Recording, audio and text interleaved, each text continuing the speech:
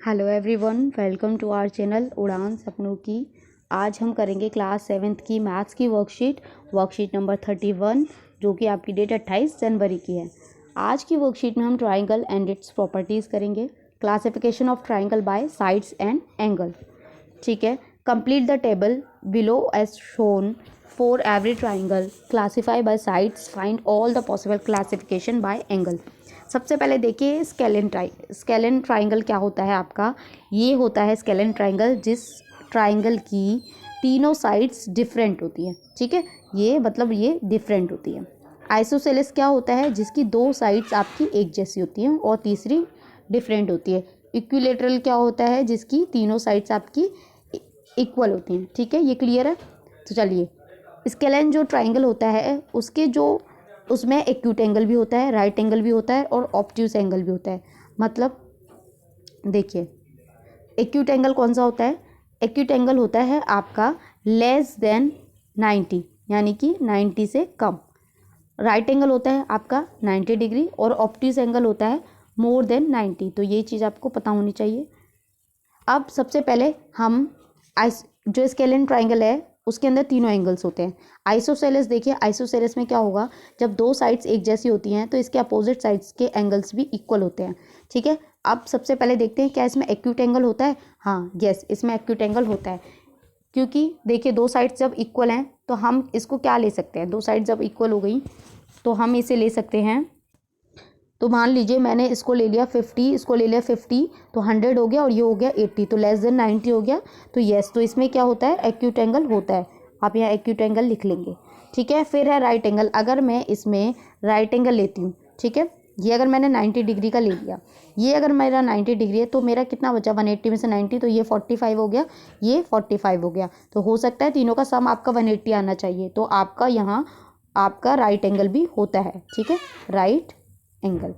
इसके बाद ऑब्ट्यूस भी होता है। क्यों होता है, ये देखिए, अगर मैं एक ट्राइंगल लेती हूँ, ठीक है, इसमें मैं एक एंगल कोई सभी मैं ज़्यादा ले लेती हूँ। फॉर एग्जांपल मैंने ले लिया, देखिए यहीं पे देख लेते हैं, हमने यहाँ पे कितना लिया था, 50 50 100 लिया था। देखिए, मैं अगर यहाँ पे 120 ले लेती हूँ, ठीक है, तो ये कितना हो जाएगा, 120 30 और 30 कितना हो गया, 30 और 30 60, 60 और 120 कितना हुआ, 180 हो गया। ठीक है, तो ये 90 से ज़्यादा है। आपके पास दोनों एंगल सेम होने चाहिए आइसोसेलेस में। आपको ये चीज़ ध्यान रखनी है, ये अलग अलग नहीं होने चाहिए। जैसे इसमें देखिए, मैंने 45 और 90 लिया था, आपके दो एंगल सेम होने चाहिए। तो इसमें ऑब्ट्यूस एंगल भी हो सकता है। ठीक है, आप देखते हैं इक्विलेटर में देखिए तीनों एंगल्स साइड्स इक्वल होती हैं, तो इसके तीनों एंगल्स भी इक्वल होते हैं। तो ये तीनों हमारे 60 के होते हैं। तो लेस देन 90 हो गया, तो ये आपका क्या हो जाएगा, एक्यूट। ठीक है, इसमें राइट एंगल नहीं होता है और ना ही ऑब्ट्यूस होता है। तो ये टेबल आपकी कंप्लीट हो गई। इसमें साइड में देखिए दो क्वेश्चंस और दिए हुए हैं। The sum of angle in a triangle, भाई सम कितना होता है, 80 डिग्री का होता है, सॉरी 180 डिग्री का होता है। ठीक है, एक्सटीरियर एंगल, अब ये देखिए, ये कोई ट्राइंगल बना हुआ है, इसका जो एक्सटीरियर एंगल होता है ये अंदर वाले इन दो एंगल के सम के इक्वल होता है। ठीक है, तो ये आप इसमें क्या लिखेंगे, इसको आपको लिखना पड़ेगा। तो आप यहाँ पे लिखेंगे sum of the to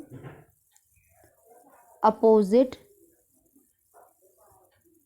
interior का मतलब अंदर वाले। ठीक है, इंटीरियर एंगल, क्लियर है, इसको आप लिख लेंगे। ठीक है, sum of the two opposite interior angle. चलिए आगे देखते हैं, गेम टाइम। ये गेम है, इसमें क्या करना है आपको, I spy missing angle in a triangle. ठीक है, आपको ढूंढना है मिसिंग एंगल कौन सा है और आंसर्स भी दे रखे हैं। Find the missing angle in each of the these triangles and put the triangle number on the correct arrow. ठीक है, देखिए ये आपका क्या है, ट्राइंगल है। ठीक है, ये बताना है। तो भाई ये जब आपका राइट एंगल है, पूरा एंगल परपेंडिकुलर है, तो ये सबसे पहले हम इधर का एंगल ले लेते हैं। चलिए, ये ट्राइंगल है, इसके सम कितना होता है, 180 होता है। ठीक है, तो जब ये 180 होता है तो इसमें हमारा क्या आ जाएगा, 40 और 50 कितना हुआ, 90 180 में से 90 गया तो क्या आया 90। तो ये वाला एंगल कितना हो गया 90। जब भी कोई स्ट्रेट लाइन होती है तो ये इनका सम कितना होता है 180 होता है। जब ये 90 है तो ये भी कितना हो जाएगा 90। तो x हमारा कितना हो जाएगा 90। तो यहाँ पे ये आंसर क्या आ जाएगा 1। ठीक है, 90 आपका 1 हो जाएगा।